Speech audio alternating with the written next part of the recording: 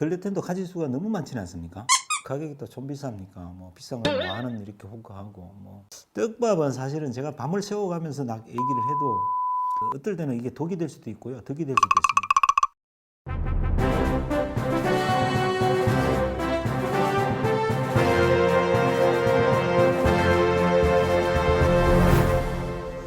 자, 지금 절기가 이제 10월 중순을 지나고 있습니다. 이제 가을, 늦가을로 이제 접어드는 절기죠. 날씨가 며칠 전에 되게 추워졌습니다. 그죠? 예.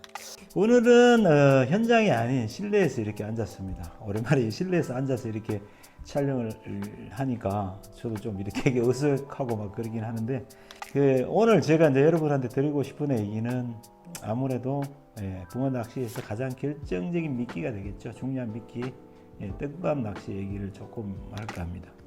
기본적으로 오늘은 떡밥을 어떻게 활용하느냐, 이 부분에 대해서 제가 좀 이렇게 중점적으로 말씀을 드려야 될 것 같습니다. 특히 이제 낚시를 처음 입문하시는 입문자분들께서는 낚시점에서 떡밥을 하나 초이스하기가 상당히 어렵죠. 일단은 휘황찬란하게 전시가 되어 있다 보니까 어떤 걸 사야 될지 이제 크게 이제 두 가지로 나눠볼게요. 하나는 입질 전용 떡밥, 하나는 집어용 떡밥, 이렇게 만들어가지고 바늘을 달아가지고, 저도 그렇게 낚시를 합니다만 여러분도 그렇게 하지 않습니까? 예. 집어제의 개념은 말 그대로 고기를 불러 모으는 개념이지 않습니까? 내가 만들어 놓은 떡밥, 바가지 안에 만들어 놓은 떡밥을 내 채비가 최종적으로 머무는 곳에 운반하는 게 집어라고 저는 생각하거든요. 이제 이 과정에서 떡밥이 중간에 유실할 수가 있지 않습니까? 내가 원하는 거는 바늘에 떡밥을 달아서 채비를 투척하고, 그 채비가 바닥에 천천히 내려가서 바닥에 안착이 되면서 여기에 내가 원하는 만큼의 떡밥을 많이 좀 더 빠르게 운반하는 과정, 이렇게 의도를 가지고 낚시를 하는데, 실제 바닥에 도달한 집어제는 양이 얼마만큼 안 된다고 하게 되면은 집어의 개념에서 좀 동떨어지는 그런 어떤 낚시를 하고 있다라고 이렇게 판단해도 될 겁니다. 자, 그럼 먼저 입질 전용 떡밥 먼저 얘기하도록 할게요. 자, 기본적으로 이제 입질 전용 떡밥은 곡물로 만든 떡밥, 곡물의 알갱이로 만든 떡밥으로 만들어진 게 거의 주를 이루고 있습니다. 자, 글루텐 한번 볼까요? 자, 글루텐을 보니까 글루텐도 가짓수가 너무 많지는 않습니까? 예. 소위 말하는 뭐 딸기 글루텐, 뭐 바닐라 글루텐, 뭐 다양하게 있죠. 요즘은 뭐 글루텐도 보니까 뭐 포테이토 글루텐도 있고, 뭐 새우 글루텐도 있고 엄청나게 많습니다. 그런데 성분은 그렇다 치더라도, 자, 이 글루텐이 가지고 있는 특징이 어떤가를 여러분 알 수가 있습니다. 저도 알 수가 있고요. 글루텐의 뒷면을 이렇게 보시면 됩니다. 이 글루텐은 지금 해초 글루텐이라고 이렇게 되어 있습니다. 해초 성분이 첨가된 글루텐이라고 보시면 됩니다. 근데 기본적으로 해초라는 말 뒤에 글루텐이라는 게 들어가 있죠. 이 글루텐은 밀에서 축출한 단백질이거든요. 해초 성분을 일부 섞어 놓고, 이 글루텐의 주 원료를 얼마만큼 섞어 놓느냐에 따라서 이 글루텐이 찰기가 있을 수도 있고, 또 가벼워질 수도 있고, 또 부슬부슬하게 만들 수가 있습니다. 그럼 이 글루텐이 얼마만큼 점성을 가지고 있고 얼마만큼 무게를 가지고 있는지는 제조사에서 뒷면에 이렇게 표시를 해놨습니다. 그러니까 제조사마다 좀 더 디테일하게 표시한 제조사도 있고, 그냥 기본 배합법만 이렇게 나열해 놓은 어떤 그런 제조사들도 있습니다. 뒤에 그 배합법을 보시면은 제품 1에 물이 1 들어가. 그러니까 소위 말해서 1대1 들어가는 거예요.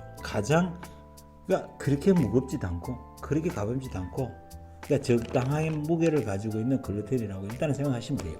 자, 반대로 제품 1에 물이 1.2 내지 1.3이 들어가게 되면 물이 더 많이 들어가지 않습니까? 제품보다. 근데 이 글루텐은 무거운 글루텐이에요. 자, 반대로 제품 1에 물이 0.7 내지는 0.8 들어갑니다. 일단은 가벼운 글루텐이에요. 또 점성이 그렇게 높지 않은 글루텐이라고 이렇게 보시면 돼요. 낚시터에 가서 보니까 포인트 여건을 이렇게 살펴보는 거예요. 하다 보니까 포인트를 정하고 낚싯대를 끄고 찌를 끄고 수심을 측정해 보니 여기가 수심이 깊어. 또 바가지에다 물을 한 바가지 떠가지고 손을 이렇게 한번 담가보니 물이 되게 따뜻해, 내지는 물이 되게 차가워 라고 느낄 수가 있지 않습니까?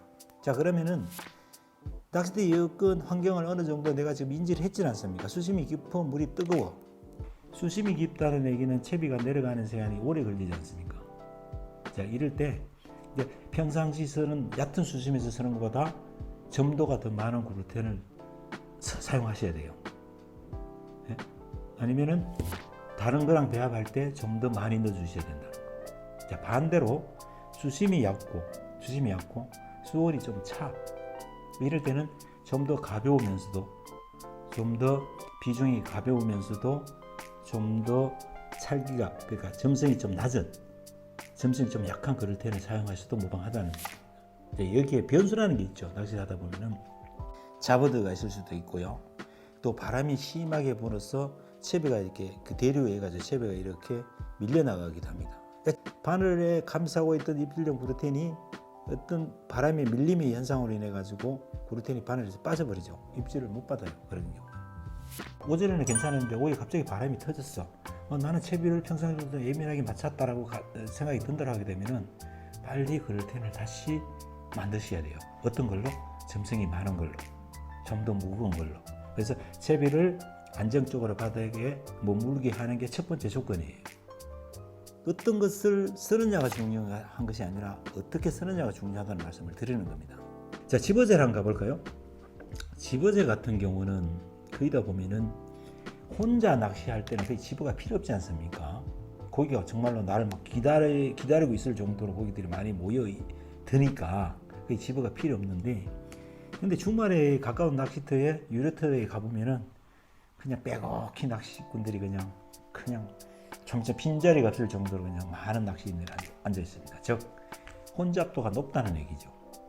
고기 입장에서 보면은 여기도 밥이 떨어지고 저기도 밥이 떨어지고 온 사방에 밥이 떨어지는 거예요. 고기 옆에서 여기도 가도 물고 있고 저기도 물고 있는데 고기 입장에서는 바쁠 게 한 개도 없는 거예요.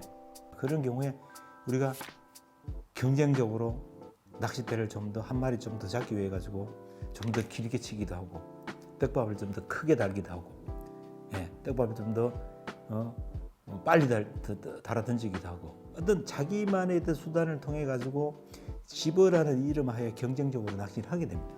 자, 여기서 나는 그렇게 하고 있지만은 실제적으로 집어제가 바닥에 얼마만큼 모여 가지고 집어 효과를 내느냐를 한번 생각해 볼 필요가 있거든요.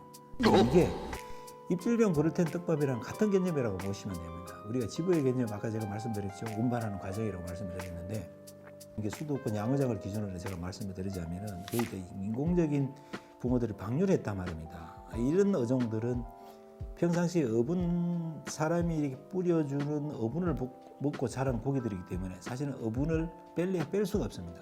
기본적인 어분들은 거의 다 좀 무거우면서 점성이 좀 있는 어분들이 상당히 많습니다. 자, 그렇다고 봤을 때 그런 어분을 베이스로 메인으로 하면서 다른 확산성 집어를 섞어서 쓴다라고 가정을 해볼 때, 여러분들 예전에 보면은 그 어분에다가 이제 그 일명 이제 보리가루, 소위 말하는 이제 찐버거라는 이런 것들 많이 썼죠.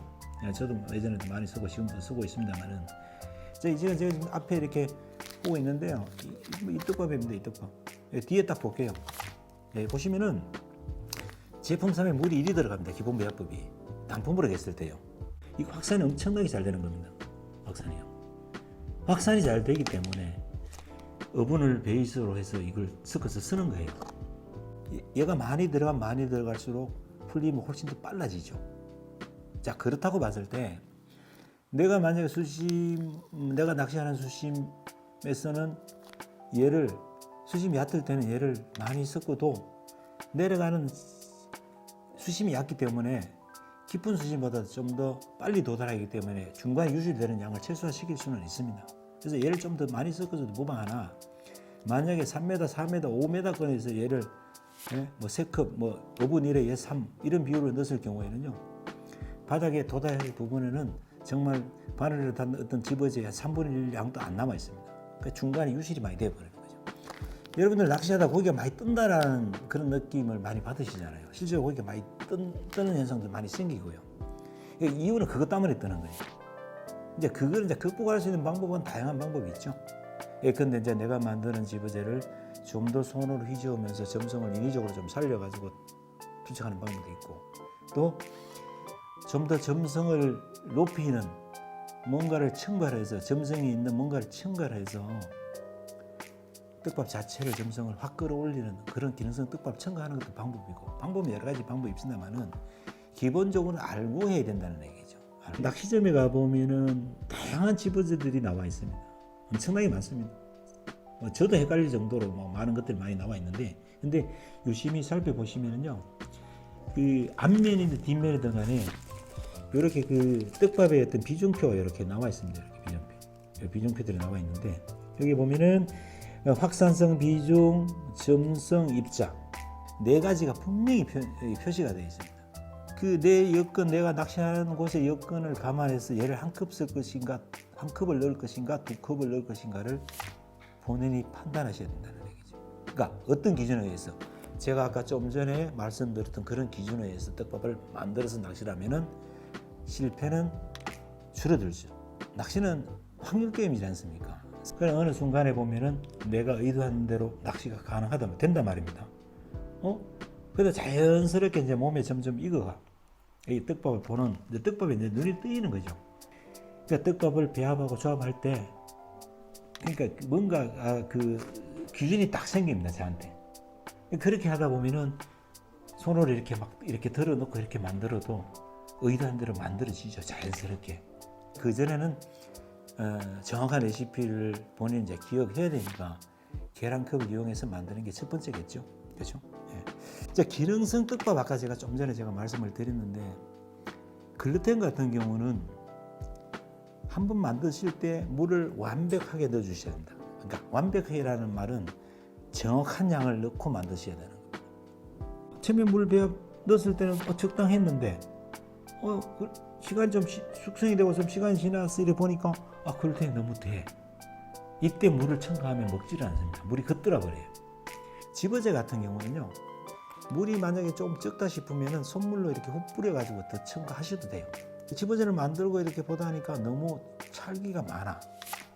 근데 이거를 다른 어떤 떡밥으로 첨가해가지고 좀 더 찰기가 많은 떡밥을 좀 더 풀림이 좋게 만들 수가 있습니다. 그렇게 하셔도 돼요. 또 반대의 개념으로 너무 질어, 물기가 많아. 그러니까 다른 지부제를 더 첨가해가지고 좀 더 부슬부슬하게 만들 수 있습니다. 지부제는 상관없습니다. 물량을 처음에 조절 잘못해도 넣거나 빼거나 해서 내가 원하는 패턴으로 만들 수가 있는 게 지부제입니다. 결론적으로 말씀드리자면은 내가 사용하는 떡밥에 대한 성분 특징을 알고 하자는 겁니다. 알고 그렇게 하셔야 됩니다. 낚시터 환경은 천차만별로 변화가 심하지 않습니까? 환경마다 다 다르고, 그러니까 떡밥에 어떤 조그마한 변화를 줘가면서 그런 그걸 극복했을 때 그런 경험치들이 내 머릿속에 다 쌓여 있으면은 어딘가에서 낚시를 하다가 뭔가에 부딪히면은 그걸 끄집어내 가지고 변화를 주면서 낚시를 할 수가 있죠. 대처를 할 수 있는 거죠. 낚시를 통해 가지고 친구들과 조구들과 그리고 연인들과 함께 낚시를 하시면서 좋은 시간 가지십시오. 저는 또 다른 모습으로 다음 시간에 찾아뵙도록 하겠습니다. 끝까지 시청해 주셔서 대단히 고맙습니다. 다음 시간에 뵙겠습니다.